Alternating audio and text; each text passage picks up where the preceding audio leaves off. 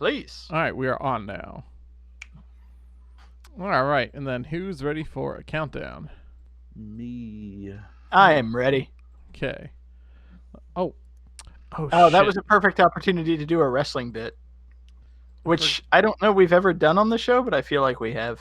Hold on, David. I'll go back in time so you can do it. I definitely forgot something. Hold on a second. You forgot to say who's ready for a countdown. No. Okay, there it is. Okay, yeah. All right, you guys ready for a countdown? Yes. Bonesaw is ready. Dude. A little bit of the bubbly. All right. 5, 4, 3, 2, 1, go.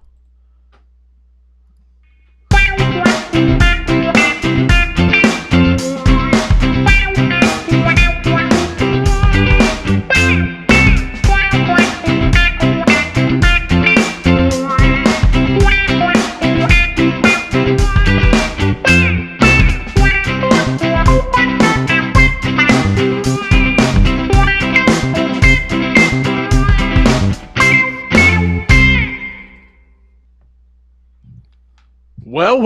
Welcome back to Game That Tune.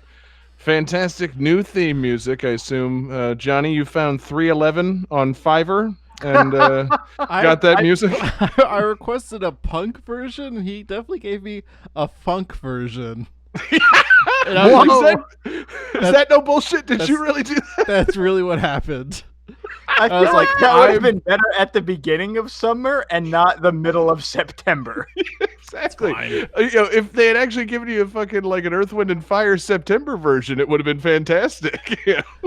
But hey, everybody, welcome back to Game That Tune. It's your boy John Harrington here. We got John Regan with us. Say hey. Hey. We got David Fleming. Say hey. Hey. And we've got Jesse Moore. Say hey. Hey. Oh yeah, guys. It's Game That Tune, episode 170 in the house. And if you were just joining us on Game That Tune, that's ridiculous. But what we do around here is we listen to video game music. We each bring 3 songs from a game. We try and guess the games based on the songs with a little bit of trivia. We goof off, have a lot of fun. The winner at the end of the night gets to pick a theme for the next episode and play some bonus tunes. And our winner last week was the fantastic Jesse Moore. And Jesse, what is our theme for tonight's episode? Games that we are currently playing, or Johnny will make up probably because I don't know if he plays games. Yes, the age-old question. Hey, what you been playing? It's that's the theme for tonight's episode. So yeah, we as opposed to just picking fantastic tunes and then bullshitting our way through games that we haven't actually played. This week, I think we're actually going to talk about games that we've played, which is a refreshing change of pace for Game That Tune.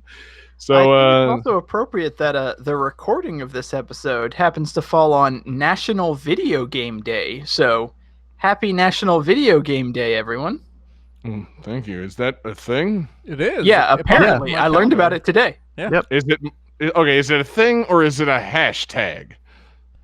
Both. It can be 2 things. Hashtags can be things. Yeah, I know, but I'm saying, did it exist in some form? Did we celebrate in some form before the invention of Twitter? Never mind. Happy National Video Game Day, everyone. You want to know the brutal irony of that? I haven't played any fucking video games today. I went to work and I came home and now we're doing this. So, yeah, man, National Video Game Day in the house, celebrating the games we've been playing, which of course means there's no fan request tonight. So we got 4 great games coming up for tonight's show. And Johnny, it's time, man. Pop the cork on a little bit of that bubbly and let's get started with game 1. Oh, a little bit of the bubbly. Game 1. Also, I don't mute the song.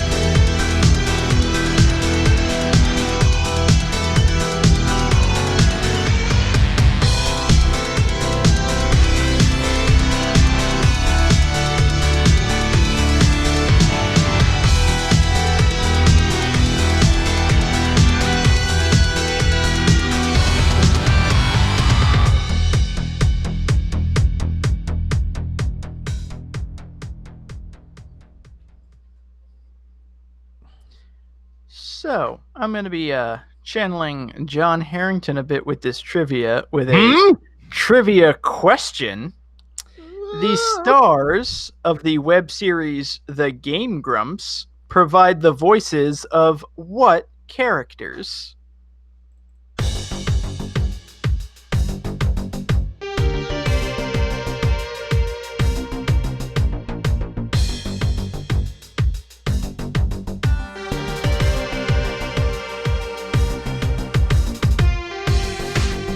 Tired of your foolish game, time wasted, trying to look so tough.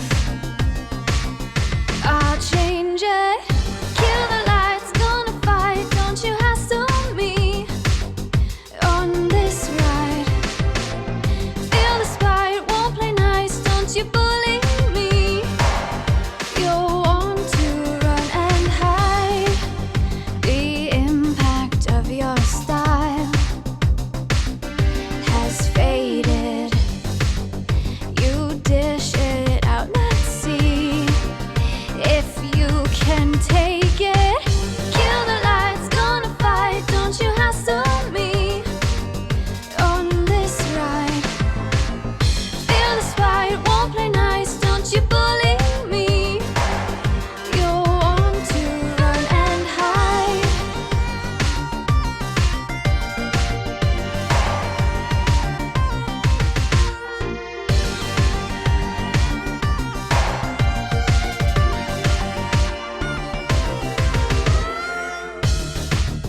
Accepting your assault. No more. I'm breaking down that wall.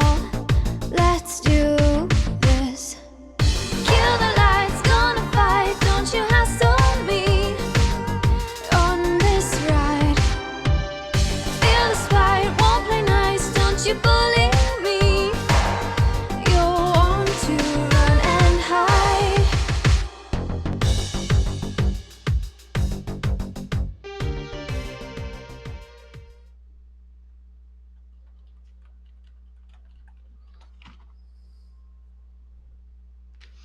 So, additional trivia hint if anyone needs it. Check my Twitter feed over the last week and a half. Wait a minute. Did you finally get a fucking game made of your webcomic, David? I didn't know that. Ooh. Working on it. Ooh. So who has got some answers? Oh, I was hoping for this. Ladies and gentlemen, we starting off the night with a hat trick. Everyone says River City Girls.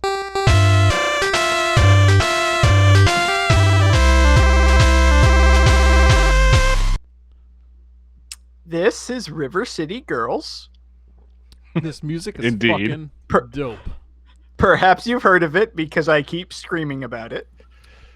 This Yeah, it's funny, man. I thought I was just getting like a high-pitched squee in my ears, and I didn't realize it was emanating from fucking Chicago. But Yeah. that really explains the that noise I've been hearing all week. Johnny, I would like to mention your comment. Yes, indeed, the music for this game is dope. like this is like hits all my buttons. This is right up my alley. I love this kind of music. Like this is so goddamn good. And I want to drive around at night and I want there to be a lot of neon and I want to hear this kind of music. Like it's so good. It evokes a certain atmosphere. I'm right there with you, Johnny.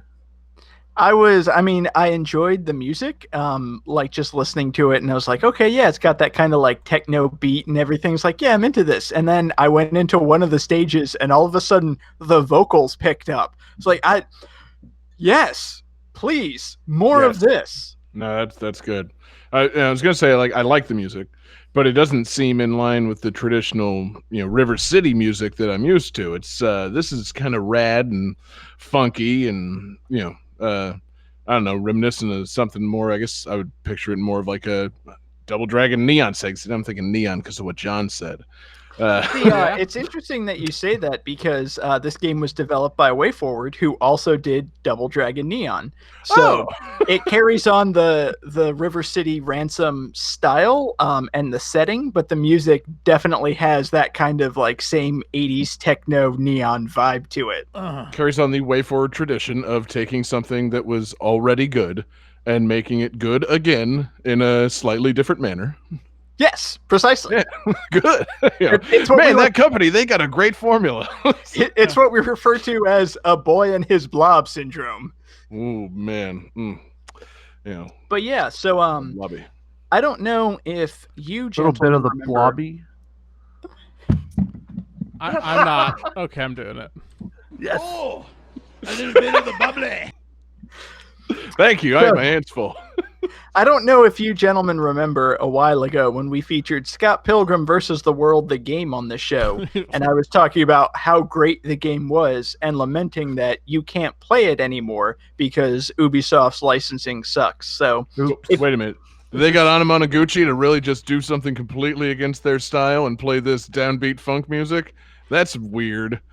No, actually, the composer for this game is a woman named Megan McDuffie, and I'm not familiar of any other games, but I'm going to track them down. Yeah, but if you were upset that you couldn't play Scott Pilgrim versus the World, the game, download River City Girls, because it's not exactly the same, but it's pretty damn close. Yeah. So it's girls, and they're from River City. Yes. I'm just trying to get the flick on it. So, I mean, it's the River City Ransom formula, but this time have the boys been kidnapped? Yes, that's exactly it. Like, the main characters of River City Ransom get kidnapped, and their girlfriends are like, well, let's beat the shit out of everyone and get them back. And that's the entire plot of the game. I like it a lot. Two girls. You play as, well, you have the choice of playing as either Misako or Kyoko. I went with Kyoko. And what's interesting is, like, the two characters, like, they have different distinct personalities. Like, Misako is much more of the stereotypical, like, hard-ass badass, and Kyoko is kind of the cute, bubbly one, but also kind of a badass. And what's interesting is, like... Does it go without saying that she's kind of a badass because you're playing a beat-em-up as her? Yeah, exactly. Did you say she's bubbly? I did say she's bubbly. Oh, God damn it. I did say she's bubbly. A little bit of the bubbly. Oh, God, John, that was very, very delayed, and I loved it. God. That was right. That tracks. That's Somebody how I do say things. bubbly? But what's cool is, like, the characters have their own personalities, and it carries over in the animations and their movesets, because they have slightly different movesets. Like, a lot of the attacks are the same, but some of them are different. And, like, Misako being the hard ass, like, she uses a lot of headbutts. She has a haymaker. Like, she's a street brawler. Okay. And Kyoko, she's kind of, like, cute, and she wears a Letterman's jacket, and she actually uses a lot of, like, sports volleyball moves. She has a really good move where she does a volleyball serve, so you can, like, kind of mash the attack, serve them, and it just knocks them into the air, so then you can do, like, an air combo, or you can wait for them to fall and then juggle them. Like, the combat in this game is really involved. It's not just, like, push X repeatedly until they die. Like, there's a lot of moves you can do, and you can build your own combos. It's a really solid beat 'em up and a hell of a lot of fun. Now, are they so it's the River City Girls you're playing as. Are you fighting girls the entire time, or are you fighting some boys too? I'm just curious. Like, No, you're fighting everybody. Like, okay. I think the first two enemies that you meet, I don't remember what they're named, but it's like a schoolgirl and then like a schoolboy. So there's like a girl in a skirt who will do a flip kick at you, and then there's like a guy who's kind of a dick because he has a stun move where he like grabs towards the ground and like flicks sand at you, which stuns you, and then he'll like go in. The enemies are actually super fun. I was just thinking, sorry, just going back to the volleyball thing, because I was like, okay, if they're fighting some girls, then it's just some big exaggerated volleyball things. But then immediately I was like, man, if they're fighting a guy, like I'm just picturing like somebody being volleyball served into the air by their nuts and then like slammed down. I'm just like, I could feel it. Like it makes no sense, but somehow I feel that move. How specific? It's funny that you bring that up. I will get back to other enemy types because you fight a guy with a giant pompadour, you fight a masked wrestler, you fight the police, you fight cheerleaders. Like the band? No. Fight Sting. God, I Fight wish. Sting. I mean, to be fair, maybe I haven't beaten the game just yet. I'm like halfway through, but it's possible. The fight takes like 12 hours. You gotta send an SOS. I just got that joke.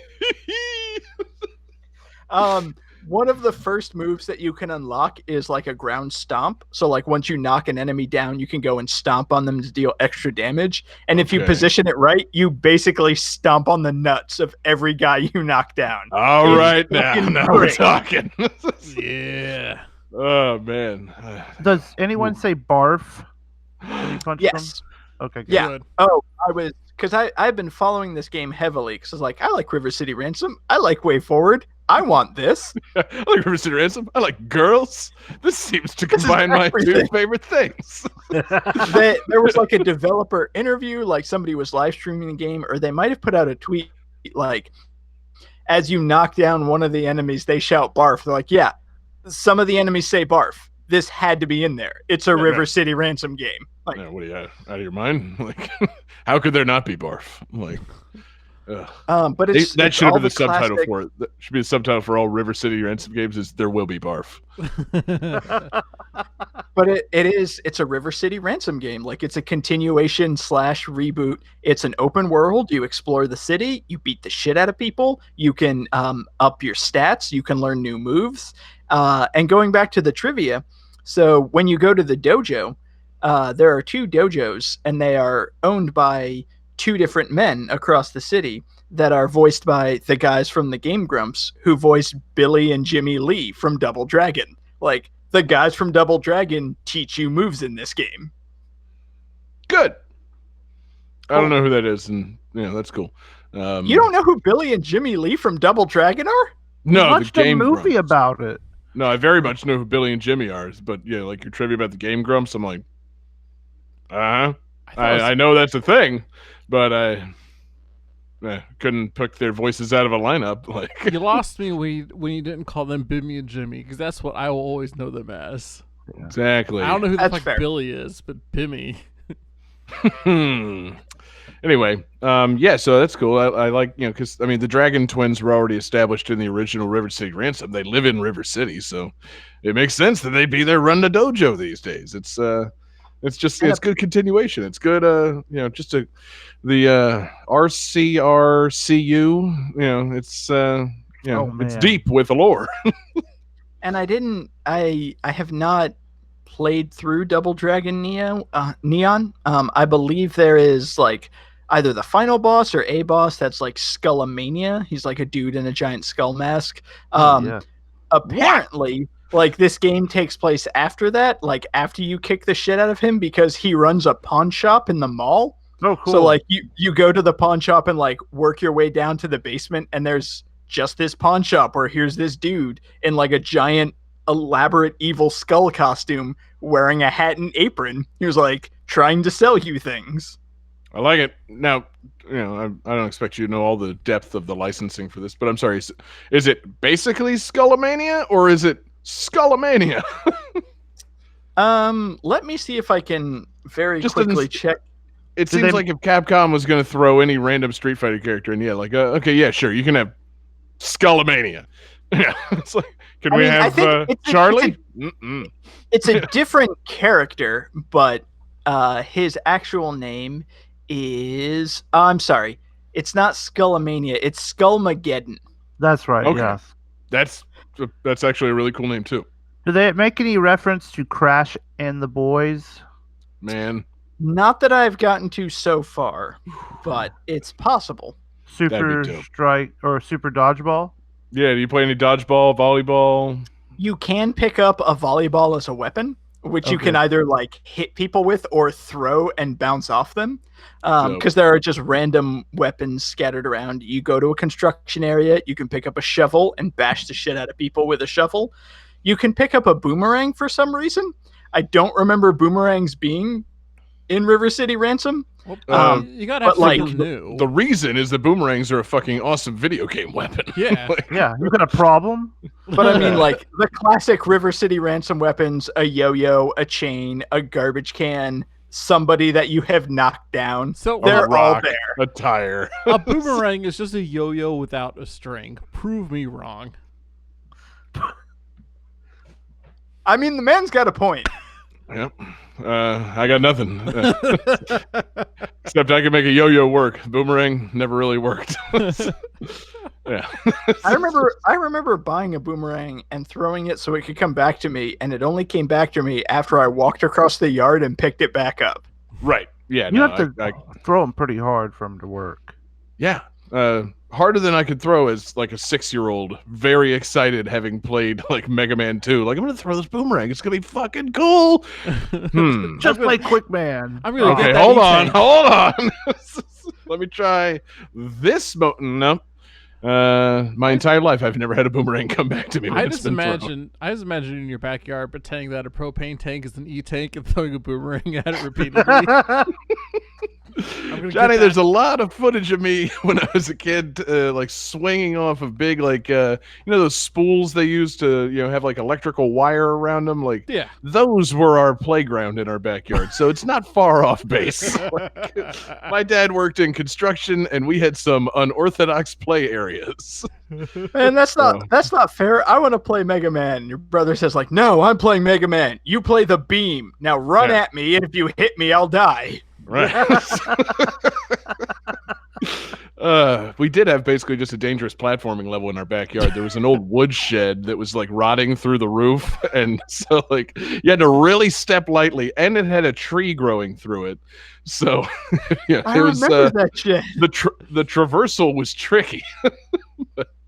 But man, it was a lot of fun as long as you avoided all the broken glass. Now, was this before or after you got the trampoline? Oh, well before. The trampoline was just, that's that thing was just a living boss fight. There was so much dangerous activity taking place on that thing. That fucking thing. Let's not talk about everybody's exploits on that old trampoline. Trampoline! Trampoline! Say what now? But anyway, yeah, so River City Girls, any trampolines in the game? Not so far. I have yet to complete the game.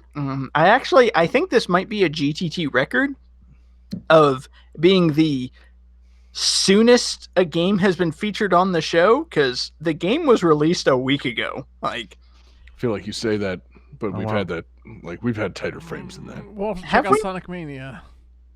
Yeah. oh yeah, okay. Never forget, David. How could you forget on National Video Games Day that Johnny loves Sonic Mania? Never forget. I mean, Yeah. that's fair. Okay. But so I have not yet completed. Maybe there's a trampoline. At this point, I have only gotten through the school, the mall. I'm currently in the fashion club. I have beat the construction site. So yeah, there are some eccentric levels in this game. Maybe Yeah. there's a trampoline. I like it. Yeah, the trampoline park. You go to the Sky Zone for the final boss. It'd be pretty fucking cool. I did kind of love. So you know how every beat 'em up ever has a level on an elevator where you're just on an elevator fighting enemies like as they board and everything. I do know that.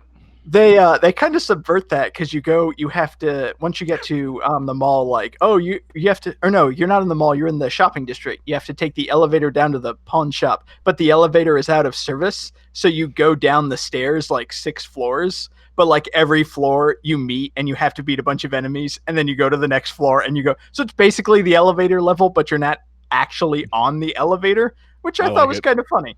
Yeah, got to take the stairs sometimes. That's some classic Metal Gear Solid shit. David, you should play that game one day. You might just find it amusing. But Of all the Anyway, things that I could think about Metal Gear Solid, I doubt amused is one of them. yeah. Well, wait till you have to fight a bunch of dudes on the stairs. It's very silly. That's fair. Anything else on River City Girls? A great game with awesome beat 'em up shit and fantastic music.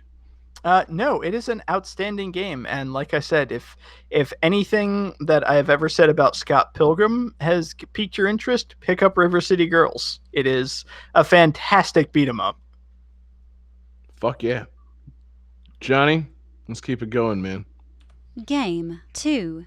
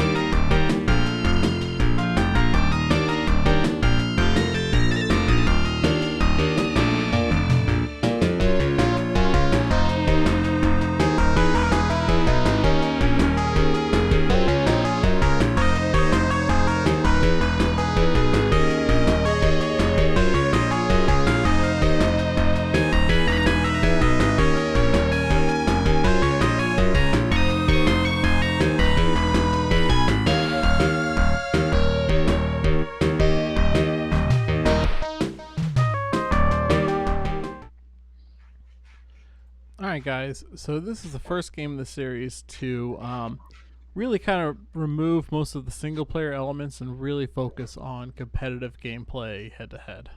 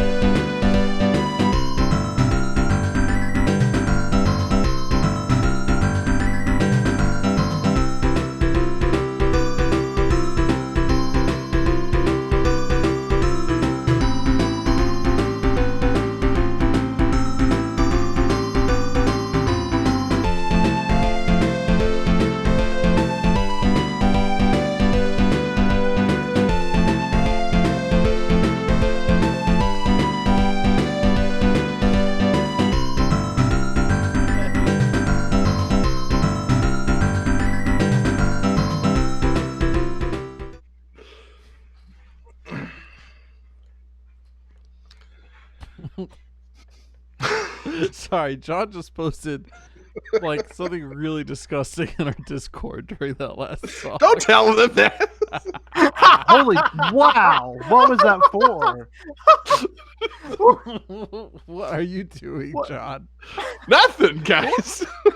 Why would you desecrate her? She's so pure. It's talking about my wife. Let's see some answers. Jesse says Bomberman Online, which is incorrect. David says Sonic Rivals, which is incorrect. John says Sonic Kart Racer, which is half right. Sega Kart Racer. I didn't even say Sonic. Oh, sorry. So I'll give him a point. What? No. No, this is Columns 3, The Revenge of the Columns. Or, let me double check. Oh, that. How is shit. that even close to Sonic Kart Racer? Well, so I've Listen, really... don't fight it, David. I'm taking the point now. I've I really mean, the been point's playing... been given. We can't get rid of that. But seriously, the fuck? I've been playing the shit out of this kart game called Sonic Robo Battle 2 Kart Racer. And it features tracks from all kinds of games, including Columns 3, which is where I actually first heard these songs. And I was like, this song's really neat. So then I actually checked out the game, and the game's pretty cool too. Like the music in this game is dope. It's really, really good. Okay. So I started playing Columns like the other week, and it's a lot of fun. It's a good puzzle game. I was gonna say. So wait a minute. Have you been playing the Columns game, or have you been playing this Sonic fan cart? Well, both, but the Sonic fan cart has music from all over the place, so I had Okay. a hard time picking that, right? Because I'd be picking games from like 8 different soundtracks or whatever, or 3. Yeah. Oh, geez. So it'd tell be us about columns. Yeah. Columns 3, The Revenge of Columns. The columns are back for revenge, as the subtitle implies. It's I don't mean to interrupt, but why is Columns 2 not the Revenge of Columns? Like, what were the columns doing in 2? Oh. Was it like Columns 2, Beach Vacation, Columns 3, Revenge of Columns? No, so Columns 2, if I remember this right, its subtitle is The Voyage Through Time. I believe there's some kind of time travel element. Okay. They Now I'm got sorry. their sequel order way fucked up. I just want to make sure I'm thinking of the right thing. Columns is a puzzle game, right? Yes. Okay. Just making sure. There's like no characters in columns, right? No. Like it's columns. No, there's no story whatsoever. How Except the through fuck these is there titles. revenge and time travel? What is Columns 4? Columns 4, Infinity War?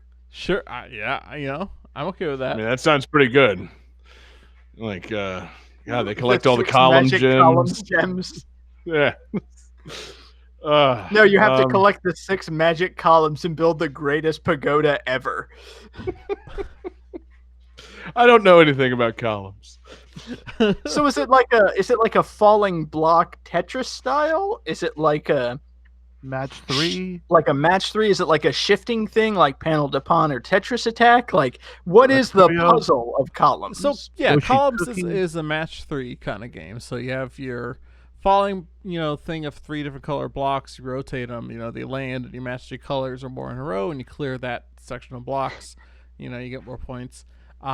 This one got rid of like the first 2 had a single player mode where you just try to get the highest score that you can.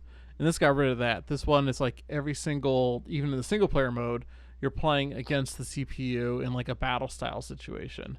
And you have the ability to like fuck with the other players' play field and things like that. But like I said, the main reason I chose this is the music is so good. Like, I don't understand why like a stupid fucking puzzle game called Columns 3: The Revenge of Columns, which they use the word columns twice in their title, which is great. Like, why is the music in this so good? Like, what is That's true. You this? bring up a good point. Like Columns 3, Revenge of Columns. Like, I don't even think Tremors pulled that shit. Like, Tremors. They're still tremoring. No, it's a bold move, man. Thinking everybody cares that much about the columns, like it's very very important that you remind people. Like, yeah, it's about the columns. These columns, they're your heart. Yeah. I don't know, man. What a bold move. It's like naming Tetris. I guess Tetris is named after the most important thing you do in Tetris, which is the Tetris. Yeah. So yeah, it's Makes sense. All these puzzle games are secretly named after very important things to them, like Yoshi's Cookie. The important thing is the cookies. Yeah. So, yeah.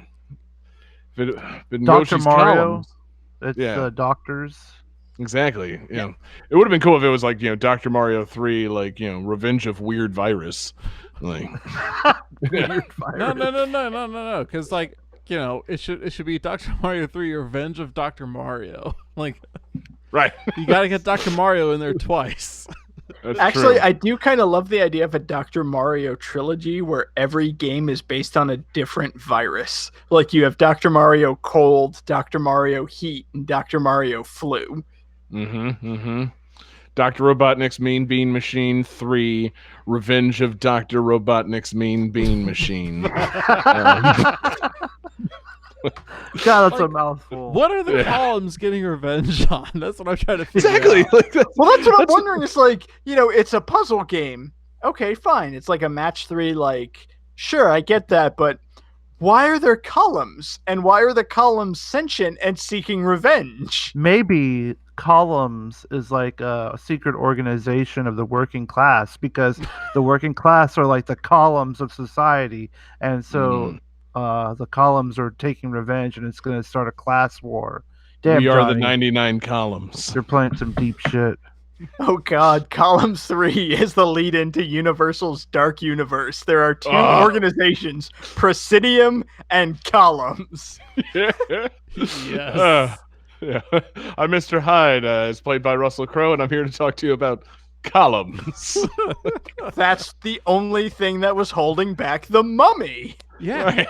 The mummy was hid behind the column. It's a perfect time because this game, the solo like adventure mode, you're going through a pyramid, so it makes absolute sense to tie this in with the mummy. I love the fact that it's a game called Columns, and it like you have to go through a pyramid and not like a temple. The one architecture that features columns. Yeah. Hey, man, you don't know a pyramid can feature tons of columns of varying lengths. Yeah, Maybe that's No, how it's they're held not. up on the It's- inside. David, It's have you it's a set of stacked blocks in a pyramid shape. have That's you how the Maybe. pyramid shape got its name. David? That's I what a don't think pyramid, you've like, ever. By definition is. Oh yeah, okay, fine. Take me on a tour of the pyramids, and I want to see the inside of them, David. How about that?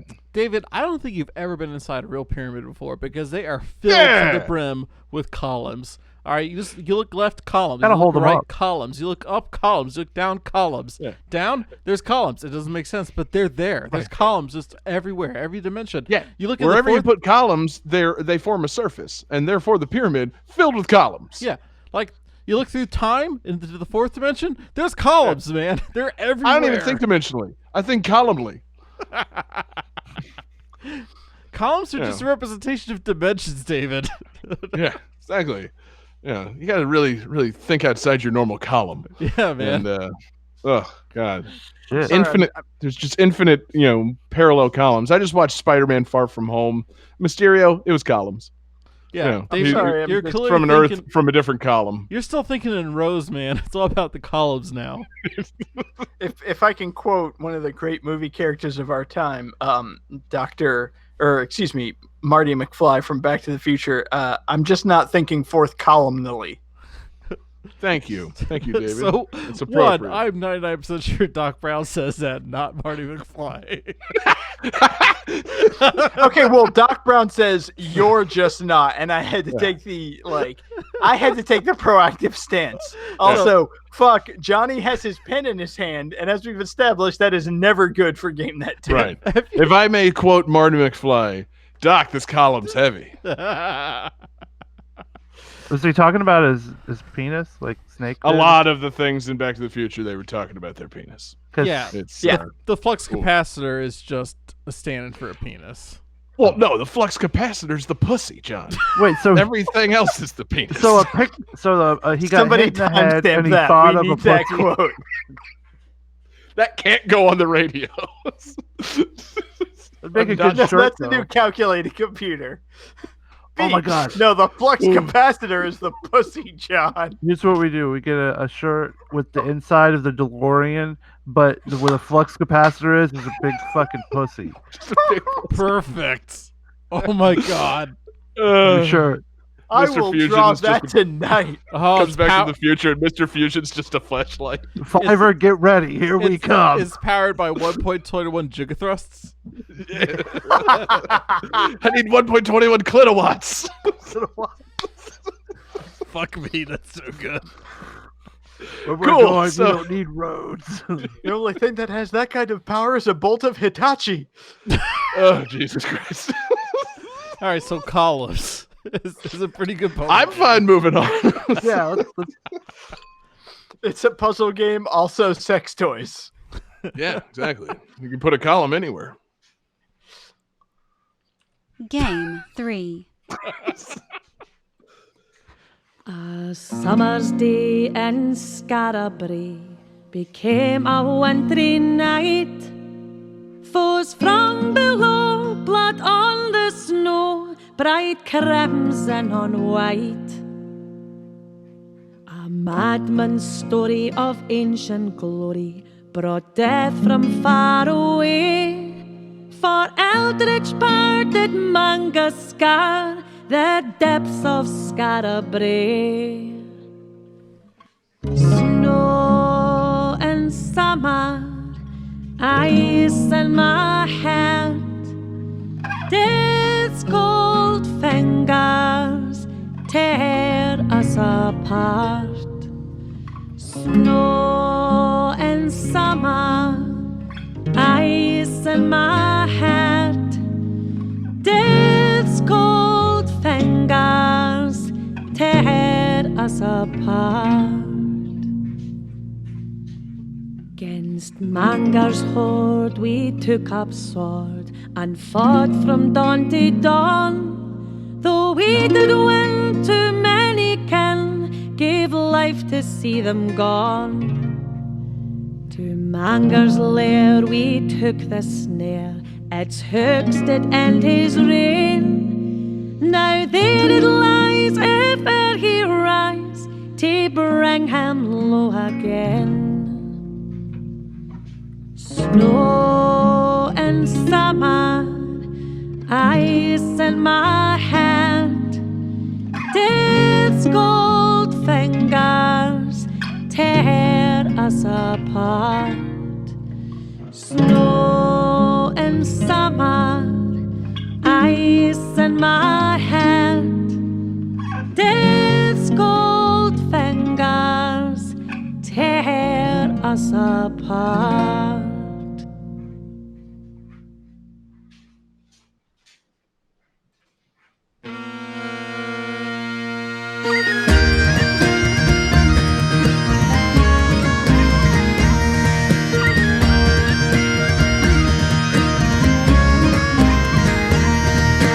Men from the south, they came to the north, wand of peace to break, the wand that keeps our kingdom safe from plague and war and drake.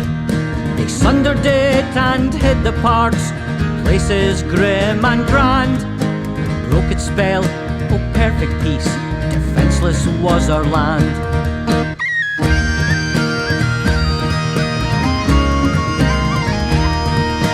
Thunder in the Lestran horde, attacked with sword and flame, with Lagoth's Xanta at their fore, they slaughtered in his name.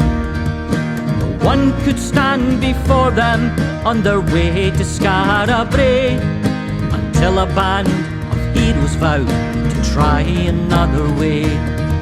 The sundered one must be remade, we must take back our land. Armed with the wand of destiny, we'll make our final stand.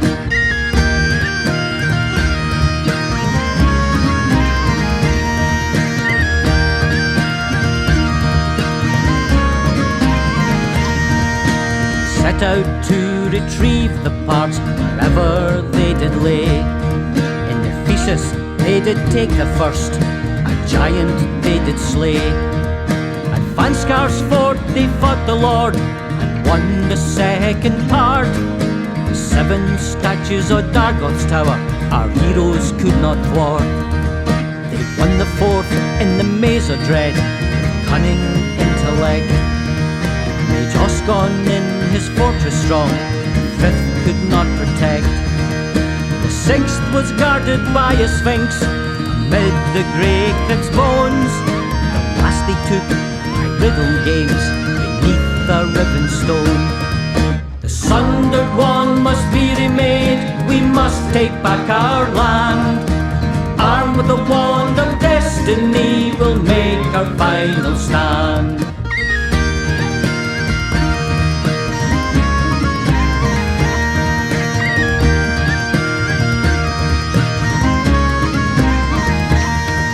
With spell and skill it was reforged, the wand of destiny. And off they went to south again to face the enemy. In shrine of Narn did Lagoth hide, fought with all his might. But with the rod the friends defeated Santa's evil blight. The sundered one has been remade and taken back our land. Armed with the wand of destiny, we made our final stand. Armed with the wand of destiny, ever shall we stand.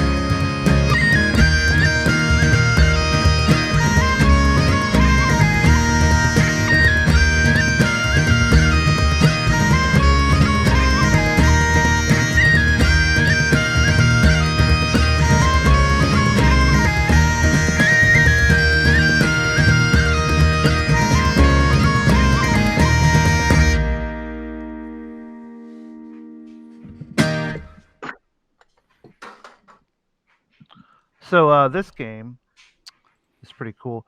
The city of Scarbray returns as your main adventuring hub from the previous games, albeit as a new city rebuilt from scratch long after the old Scarbray was destroyed. Also, the Bard class can get drunk during battle.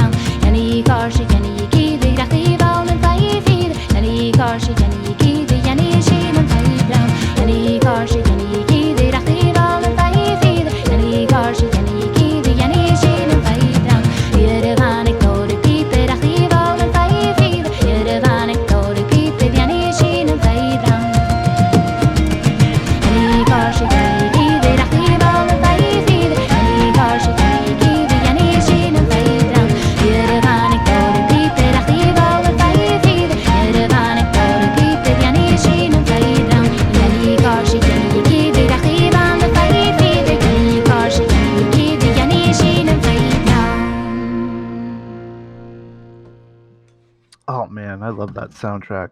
All right, what do you guys got? Come on, show us. Show it. Just whip it out and show it. Come on. Oh fuck. Okay, so we got John with Bard's Tale. Fuck, close enough. And David with Bard's Tale 4, and Johnny is either copying those answers or drawing a penis.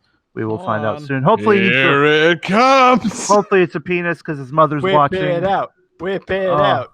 And what? What? It's a Dropkick Murphys. Oh, okay. I was like, I thought I said Blumpkin something, and I'm like, fuck. No, God. Blumpkin Murphys. So yeah, this Disgusting is shit's my department. so yeah, David and John got it pretty much right. So wait, what is it actually?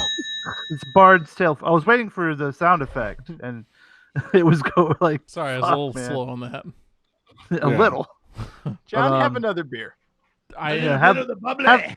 There you go. So this is Bard's Tale 4, the director's cut.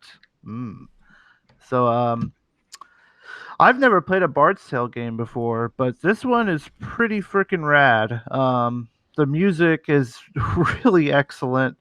It really gets you into the mood. But yeah, you play as a bard, and so you can use music and alcohol to fight, which is pretty great. Like you get drunk, you use alcohol and it buffs you, and there's like certain ones, like some like you use to light people on fire and stuff. It's great.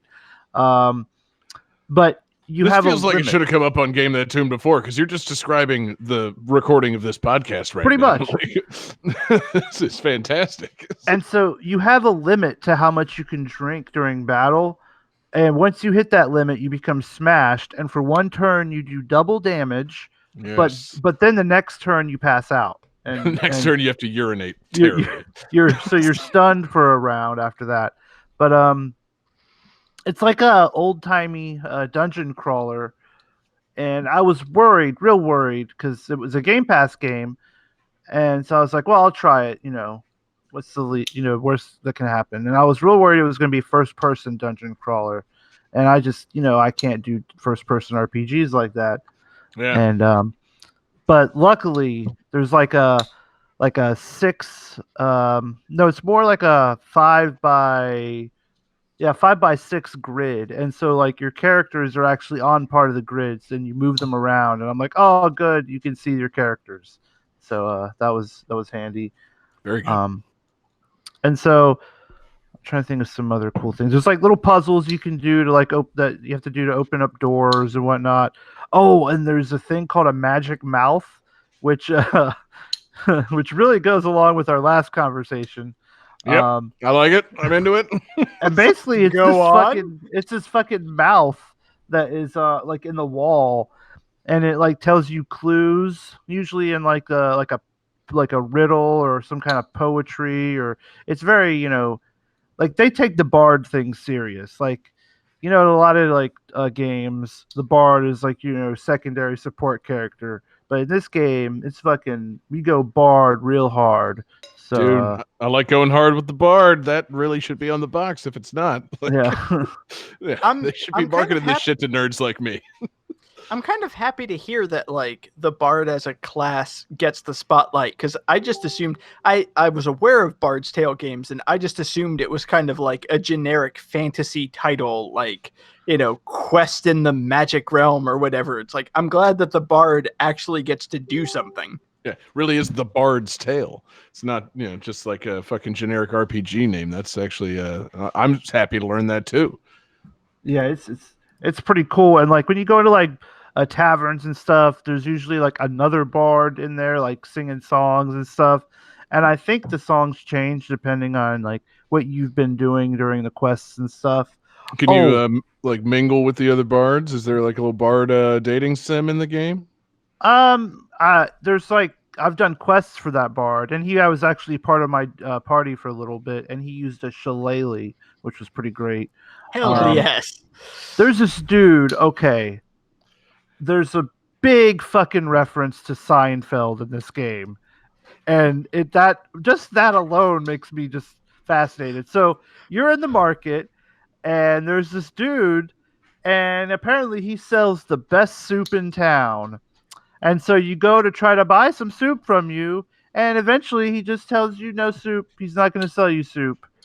And so another thing that was funny is sometimes in loading screens, there's like little pro tips, like pro tip, use this or watch your armor because some enemies do stuff like that.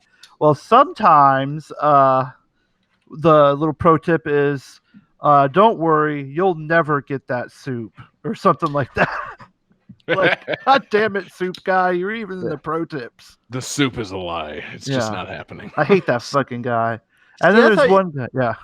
I was gonna say, I thought you were gonna say it's like there's a Seinfeld reference, like you meet this goblin, this short little bald creature who's just really stressed and frantic about everything. Yeah. And then like he's upset about his fiance who died by licking envelopes. Yeah. Yeah, I was gonna say I can't make any Seinfeld references. There's this guy and he's got a ruffly shirt. Yeah, sure. You sure he wasn't just a bard? Yeah, a lot of those. It's the Bard's Tale. Johnny, can you make a Seinfeld reference as it relates to bards? Oh, a little bit of the bubbly. Yeah, fuck it. That's a good out. We'll take it. Yeah. Your bard can drink bubbly. It's man. Yeah.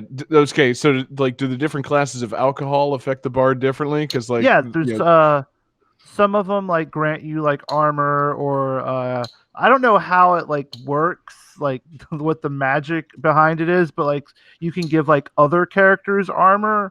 I don't know if maybe like you like throw up on them and then like no one wants to go near them, so it's like more of an evasion type thing.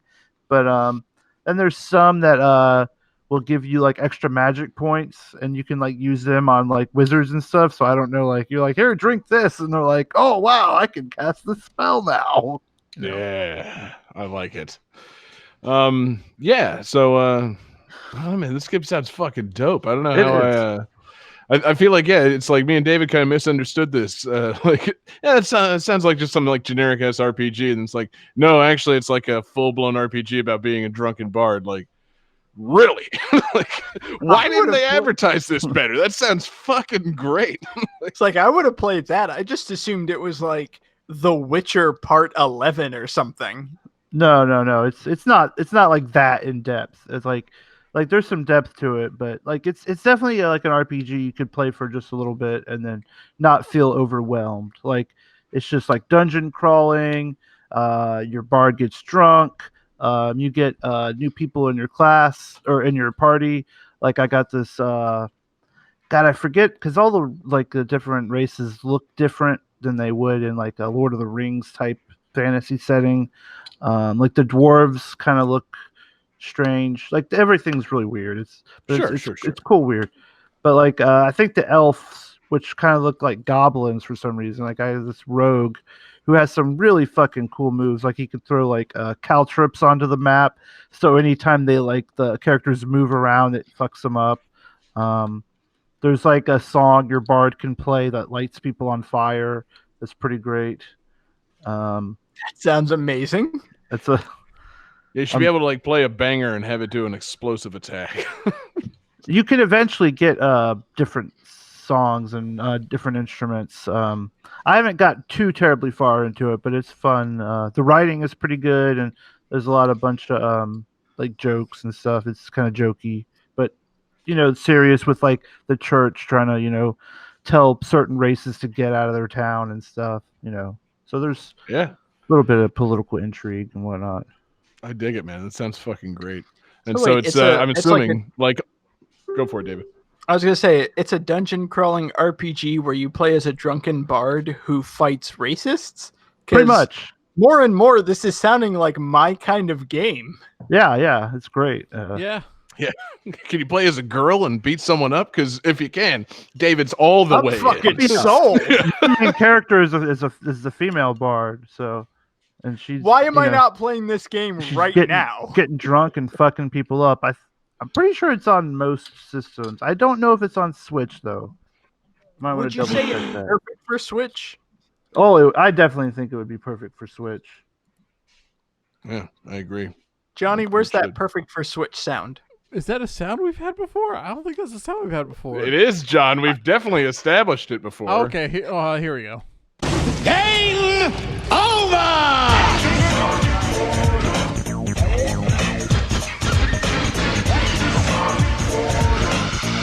A little bit of the bubbly. That's the Of sound, all right? the sounds, John. My man. Yeah, I mean, seriously. Anything but like the game over or this, or I believe you played the theme song to Game That Tune last week. Friends. Thank you. That's the sound for perfect for Switch.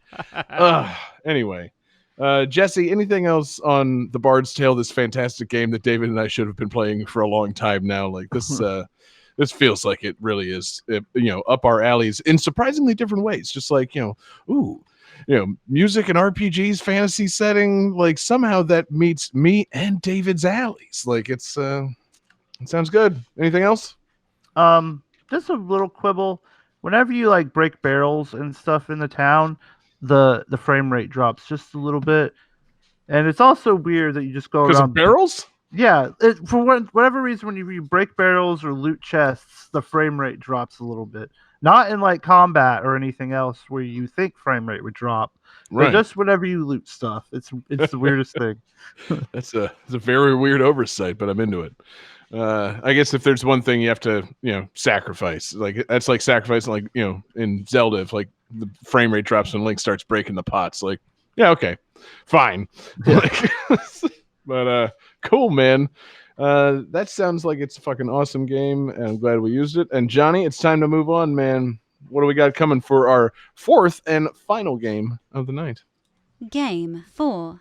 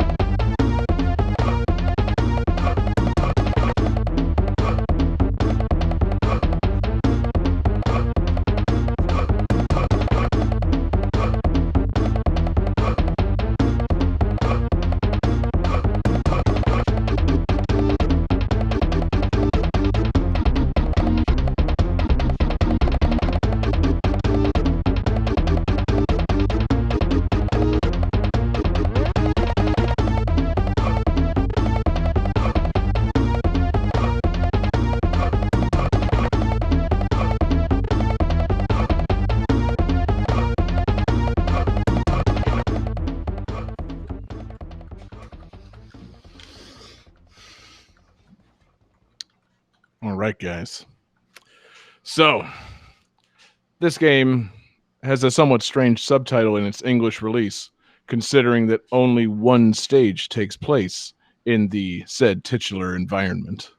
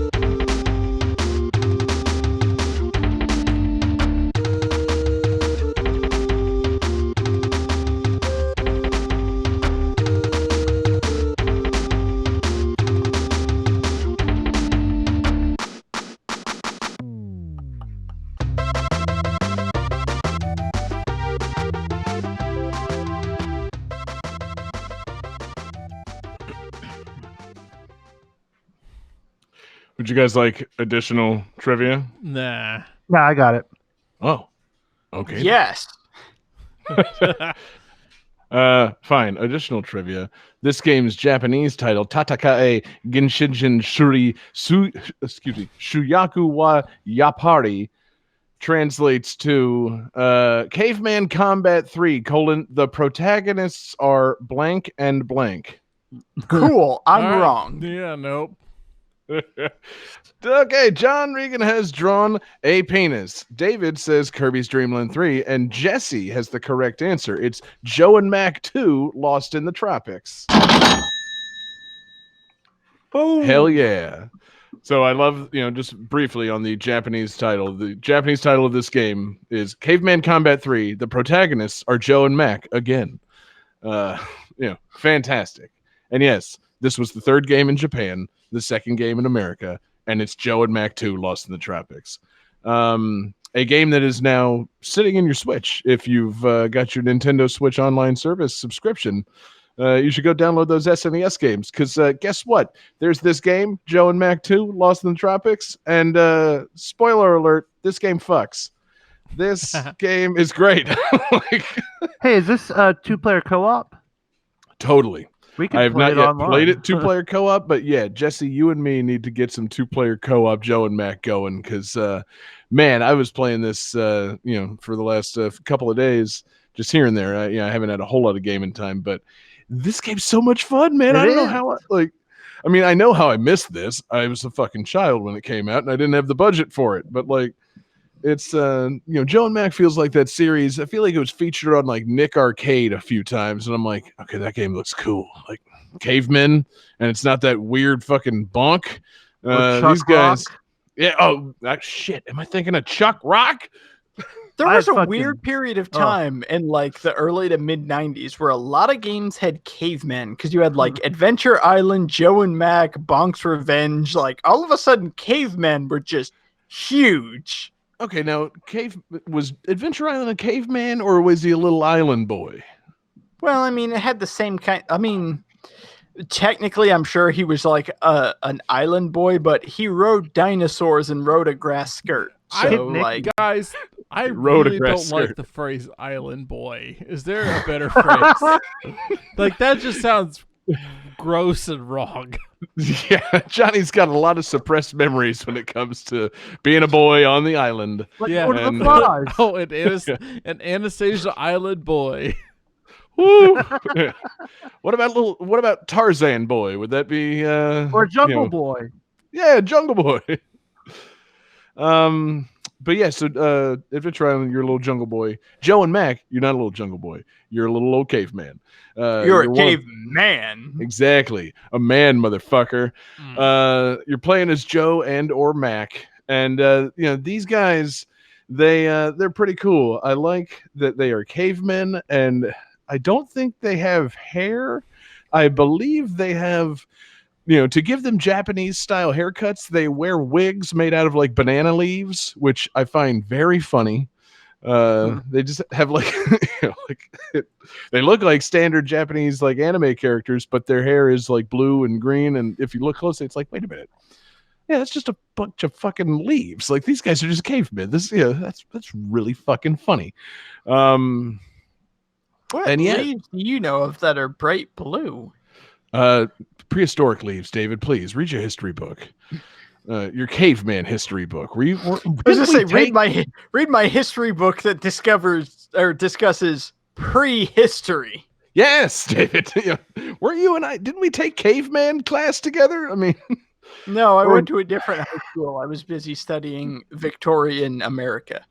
right. Okay, that explains so much about the difference between me and you. I just watched the Ringo Starr movie, Caveman. That's all I need to know. Okay. Yeah. But yeah, so this game is actually a lot of fun.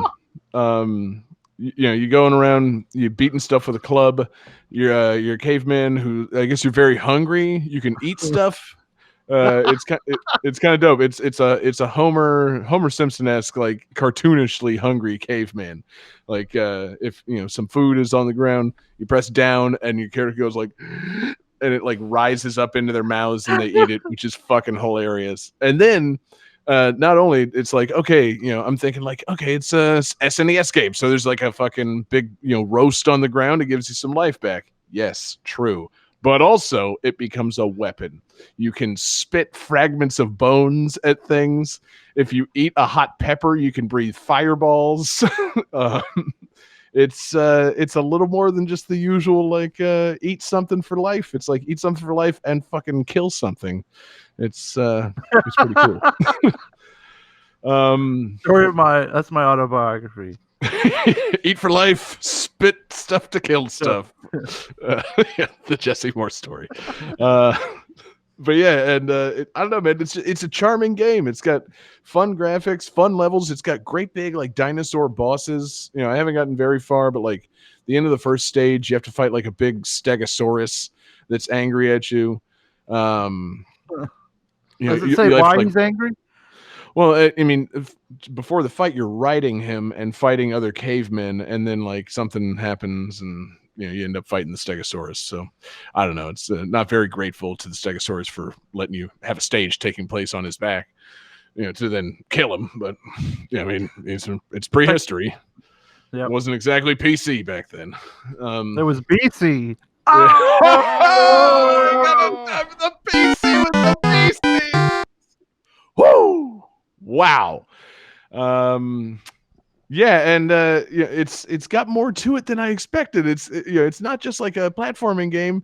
You got a little overworld, which I mean, really is just a stage select. But then you also have a town that you can visit. You can like I guess decorate your caveman house, which I was a little disappointed. Not a cave. It's a house. What? Yeah. And how is he a caveman? Hey, man, it's I don't want to talk about how this game came out at a time where there was no polite way to say a caveman that lives in a house. But yes, this game uses caveman as a pejorative. And I was gonna say, so man? Shut up, David. Houseman. Yeah, don't humiliate the caveman. Yeah, houseman. Nope, not that either. But yeah, you can get a house, and there are cave women around that you can like woo through the course of the game. Caves? I didn't get to their cave, but but you can find the women and like offer them like I guess like flowers or meat, and they'll become your girlfriend in the game. I got you some meat. Let me see your cave. Exactly, man. It's caveman days. Courtship was pretty simple. Like, hey, baby, I got you this meat. Yeah, that's cool. It's a pretty big piece of meat. I agree. You should be my cave wife. Yeah. I have this piece of meat. Now get on this other piece of meat. Exactly. Eat this meat and then spit it out at me. Guys, that's way too fucking adult for our show. What are you doing? What are you talking about? They're talking about Joe and Mac and how they eat meat and spit bones at people. It's literally part of the game. It's charming as shit, man. It's got fun grunting music. Oh, and in the towns, it's really weird. Like the ways they it's like, okay, so we got a side scroller and you got to go to the town. And you can like shop. It's kind of like River City Ransom. You can buy like some power ups in these little towns in between stages. You go to this place, they give you a massage. You go to this place, they give you a fucking roast or whatever.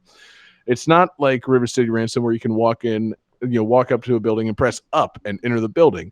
They had to figure out a way to make it work with the mechanics of the side-scrolling platform they already made. So every building in these villages has a little gong outside of it that you have to hit with your caveman club.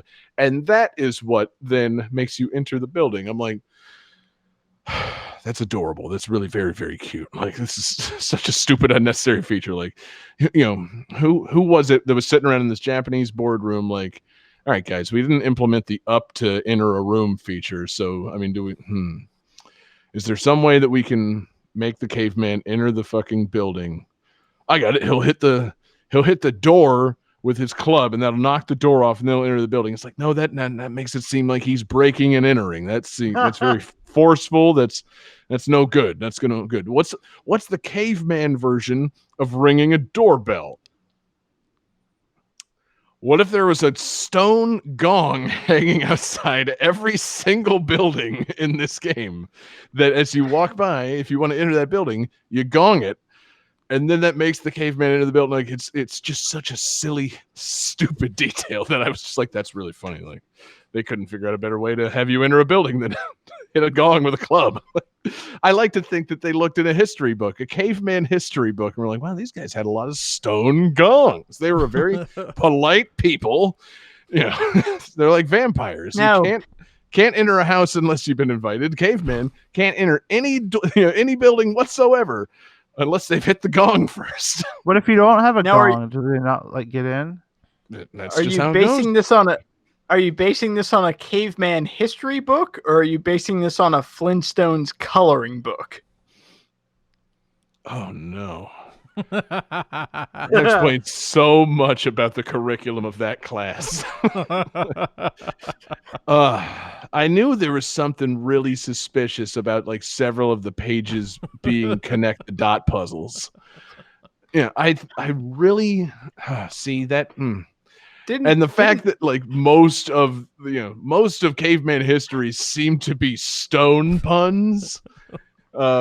Didn't every caveman have a pterodactyl washing machine and a small green spaceman that granted them wishes? I mean, that's what I learned in caveman class.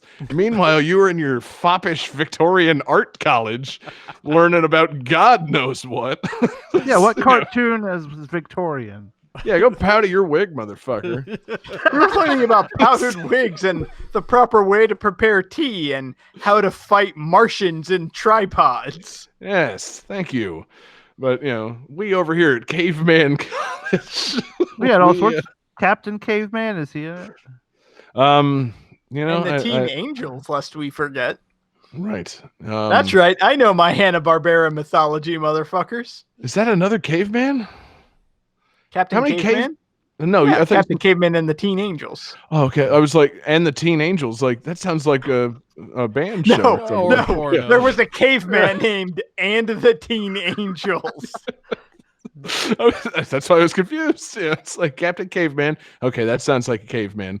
And the Teen Angels, as John said, yes, that sounds like pornography, and therefore probably not involving cavemen. Like, what the fuck kind of caveman is named And the Teen Angels? It's obviously Dutch. Obviously, and the was implied to mean you were signifying another show featuring cavemen, which I would think would mean Teen Angels, a show about more cavemen, which was terribly confusing to me because it sounds like pornography. Yeah. Teen Angels. It's a show about caveman. Like, this isn't what I signed up for at all. It's caveman I casting we're going to Candy Apple Island. They have apes, just not so big. Right. What do they have? Cavemen? So yeah, Captain Caveman, a caveman. Teen Angels, a show not about cavemen.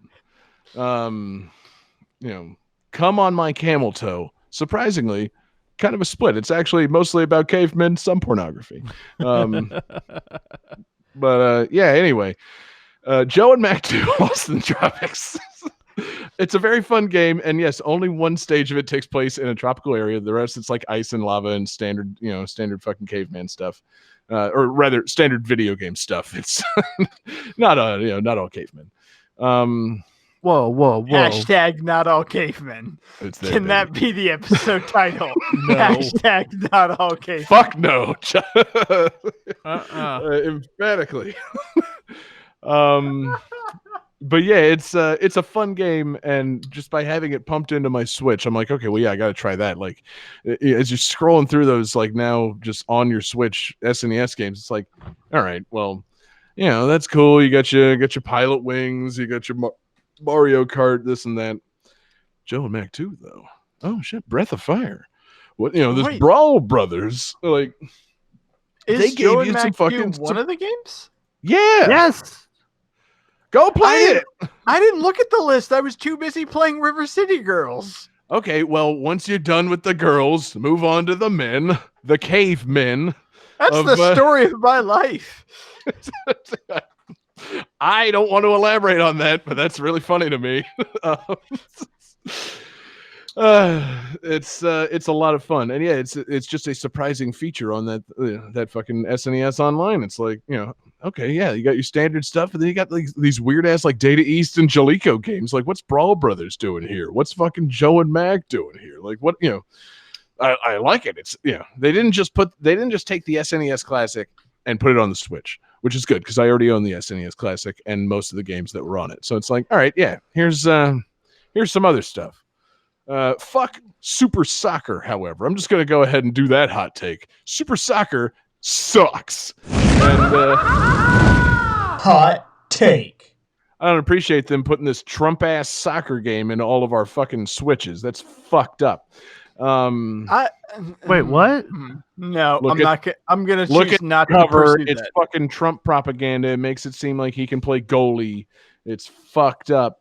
And you know, I don't want that shit in my Switch. And besides that, it's an SNES soccer game and it sucks. But Joe and Mac 2 is a fucking fun surprise, and I can't wait to play all of it. It's apparently a pretty short game. I probably should have beaten it by now, but I think I was just kind of just loving it. It's like, take my time, man. I'm gonna climb these vines. I'm gonna jump on these fucking dinosaurs. I'm gonna gong these houses and give these women the meat. And you know, Oh my you God, say Trump is the soccer goalie. I know, it's fucking disgusting. What the fuck? But yeah, SNES Switch games, it's dope. I'm glad it's a thing, and I'm gonna play some more of them, man. So, you know, look forward to the coming weeks where we do this theme again. I do Brawl Brothers and Breath of Fire and Pilot Wings, and yeah, it's a blast, man. Stunt Race FX. Okay, yeah, let's just do a quick sidetrack on that. David, have you booted up Stunt Race FX since that shit got on your Switch? I think we have established I have not touched the SNES games on Nintendo Switch Online. I've just been playing River City Girls. I thought that you had just ignored Joe and Max somehow. I thought maybe you're like, oh, Stunt Race FX. I want to play as an ugly box. Yeah, I pulled up SNES games. It's like, here's a fun platformer featuring cavemen. Pass. Here's an ugly 90s game featuring generic cars. Hell yeah. Dude, it's have you ever played it at all? Like, this game is dog shit. Like, this is so fucking weird. Like, it oh man, man, like Star Fox graphics, but Excite Bike. Dude, it's not even that redeemable. Like, it's just nearly unplayable. The frame rate is like 2. Like, it's nuts how bad that game is. Like, it's not fun. It's bizarre, man. Like, you know, I don't care much for like Mario Kart, Super Mario Kart. Like, I feel like that hasn't aged well. You know, Super Mario Kart has aged so gracefully, you know, compared to Stunt Race FX. Like, holy shit. Well, I kind of feel like any game that says, at any point, any game that says, look at our cutting edge graphics is immediately dating itself. Like, in 3 years, this game is going to look like shit. Yeah, but it's like, this Much game less didn't 20 years. This game severely didn't benefit from being immediately lost to time. It's like, all right, this is an SNES game from like 96 or whatever. Okay, let's just see how that goes. And then people forgot about it because the Nintendo 64 came along. And now Nintendo just put that shit in everybody's Switch for, you know, the cost of their online subscription. People are going to be like, you know, I'm sorry, did I step in dog shit or did I boot up the SNES games on the Switch? This game is fucking terrible. Like, it's fascinating how bad that game is. We need to, you know, I'm not saying we're doing a bad games episode, but that's on the list for when we do. I was taken aback at how unplayable that game is. Box quote, said, it's fascinating how bad this is. Yeah. That being said, good soundtrack. But I look forward to when we have Stunt Race FX. And I mean, that's the thing. And I'm again not too down on it because again, it's in your Switch. You don't have to play it. I didn't buy it. I didn't really download it. I downloaded this like the SNES thing on Switch, so it's there. I don't have to play it. I booted it up to try it, and I'm never going to do it again. Like that was a devastating mistake, and I don't want to repeat it. But you know, it's interesting inclusion. If you think of it on the same lines, like, well, they put this in when they could have put insert any other game here. It's like, oh, well, that seems insulting. Like, if you look at it, it's like, oh, it's a free game. Oh, that sucks, and I never have to play it. Oh, it's not that bad. Well, in the absence of a better game, it's insulting and dog shit. That's my fucking Stunt Race FX soapbox. My box that's rendered at 3 frames per second and clips through walls every time I try to stand on it. God, features exactly 2 textures. Dude, you want to talk about columns? Stunt Race FX doesn't even have them. Like, there's no columns to speak of. It's bizarre. Like, I ain't gonna make a game that purports to be in 3 columns and then just don't do any of them right. Like, it's just utterly bizarre. That, ladies and gentlemen, is how you do a callback joke. Thank you. John Harrington's back in full effect. Johnny, buy yourself a Switch and get into this online. Okay, actually, we should stream some online Stunt Race FX. Buy yourself a Switch and stream Stunt Race FX. Yeah, fuck your columns. Fuck your Sonic fan cart. Get Stunt Race FX for the cost of a Switch plus a Nintendo Switch Online service subscription. Okay. Actually, you can just buy Super Mario Maker 2, which I believe comes with 12 months of Nintendo Online for free. Oh, I was going to say, does it come with Stunt Race FX? What are they doing? No! What an interesting combo.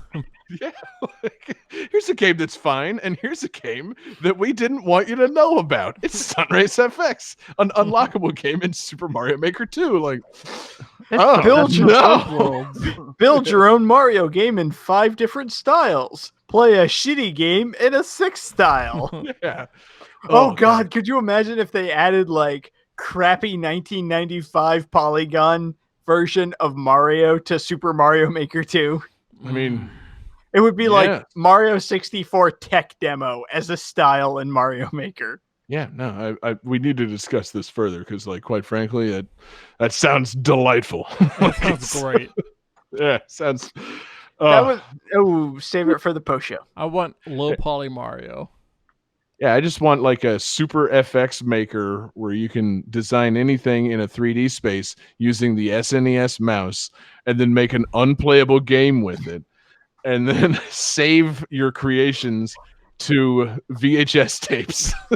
No, it's just like design a 3D racetrack. Okay, now we're going to make it worse. Yeah, exactly. Okay, well that's a nice track. We're not going to do anything with that's functional. It's just going to be the colors. Anywho, excellent game, Joe and Mac 2, Escape for Lost in the Tropics. And Johnny, let's do it, man. Let's start that calculating computer. Calculating computer activated. Computers, beeps. George Lucas slamming his dick in Scoring complete. This game's winner is...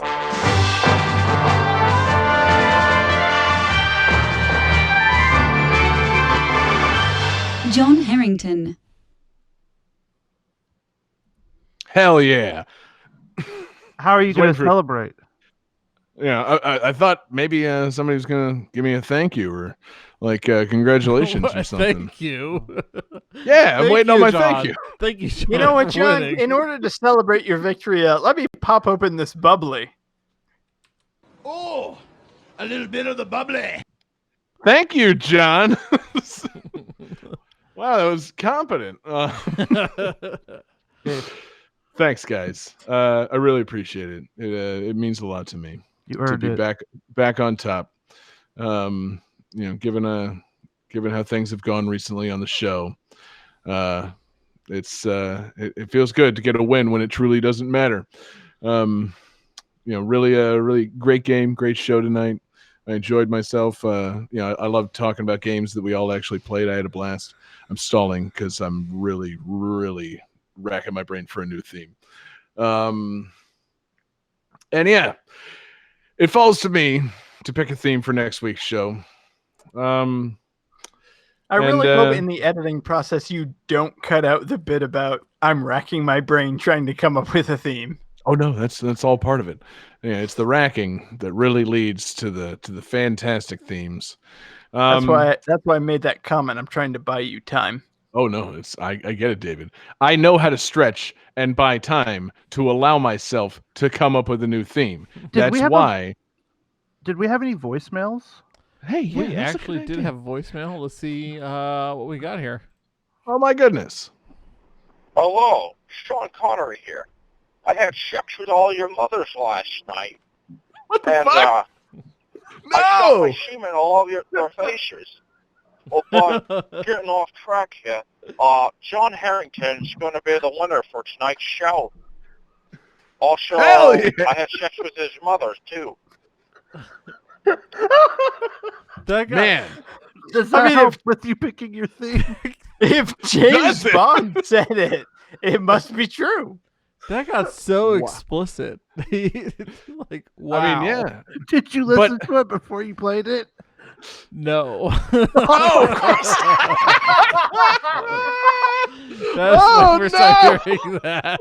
Jesus Christ, John, you really need to screen these. We gave that phone number to strangers on the internet. By strangers, I think you mean our patrons. Yes. You know what the best part about this is? John didn't listen to that message about Sean Connery bragging about having sex with all of our mothers. And his mother is watching the show right now. That's Beautiful. You think she would have told you? Yeah. Yeah. Johnny, it's Mom. Guess what? I met the Scottish man. How was your Anyway, day? Let me tell you about mine. I'd the send fact that my favorite James Bond predicted my victory on tonight's show really, really softens the blow of him coming on my mother's face. Therefore, I've decided to pick a theme for next week's episode. So we've had some fun recently on GTT Gems over there, patreon.com/GameThatTune. We recently put out a Sega Genesis, or no, it's not Sega Genesis, a all Sega Dreamcast celebration for 20 years of the Sega Dreamcast. It celebrated its birthday on 9/9/2019, and we did a great celebration of that. So I'm going to go into that. Well, we're going to go with a year-specific theme. We're going with games released in 1999. We're going back to that. We're going to party like it's 1999. We've probably picked almost all of the good games released in 1999. That's why it's going to be so fun next week. We're going to fucking scrape the barrel on the 90s, and it's going to be great. So thank you, Sean Connery. Thank you, Alex Messenger, for really abusing that voicemail privilege that we gave you. And thank you everybody for listening tonight. What a fantastic show. Thank you to everybody watching along live with us. We're live every Wednesday night. This night's Thursday. John had a thing. So we're live most Wednesday nights. Twitch.tv, youtube.com, facebook.com/GameThatTune. Check us out. We always love you joining us for the live shows. Check us out in podcast form. We come out on Wednesday mornings. Wherever you get your podcasts, we're everywhere. We're all up in this bitch. Check us out in podcast form. Subscribe, leave us a review, do all that great stuff you do with the podcast. Listen, share with your friends, and enjoy. That's the main thing. Listen and enjoy is what I always implore everyone to do with our podcast. Thank you to everybody chatting along with us in our chat box. Join us during our live show. Find our Discord server at GameThatTune.com. And, we love hearing from you guys. We love chatting along with you guys. I like the activity, even when we're, not recording a show. I like that we got a little community going in that Discord. So find us there. We love hanging with you guys. Thank you to everybody checking out patreon.com/GameThatTune. It's the home for awesome exclusives. We've got GTT Gems. We've got Jesse's Covered Up series. We've got fantastic mixtapes. Like I said, we just put out a mixtape for the Dreamcast 20th anniversary. And we got great new GTT Gems coming real soon. Fucking something's really going weird with that GTT Gems Infinity Gauntlet. So we'll get that all sorted out real soon and get those onto that Patreon feed. So thank you for checking out Patreon. Special thanks to our super fan tier producers. Here we go. Alex Messenger, Lance Revere, Damian Beckles, Bradford Stevens, Daniel Perky, and XX Chrono XX. You guys are all fantastic fellas, and we appreciate your support of the show. We didn't do any requests tonight, but we do appreciate it every time we get a request. Last week's episode was all fan requests, so thank you for those. And you can hit us with those pretty much anywhere you can find us. You can find us in our Discord server and in the request channel. You can hit us up, gamethattune@gmail.com. You can hit us up on Twitter at gamethattune. Or you can hit us up individually on Twitter. You can find me on Twitter at jgangsta187. You can find John Regan on Twitter at JP Regan JR. You can find Jesse Moore on Twitter at Sega_legend. And you can find David Fleming on Twitter at DFD Fleming. Hell to the yeah, motherfuckers. So, it's time for bonus tunes, and my bonus tunes this week come from a game that I almost selected, also recently released on the Super NES Switch service, but I didn't pick it because it was much more frustrating, and I liked it a lot less than Joe and Mac, but it's got some pretty decent tunes. So it's The Last Assault from Brawl Brothers, and peace out, everybody.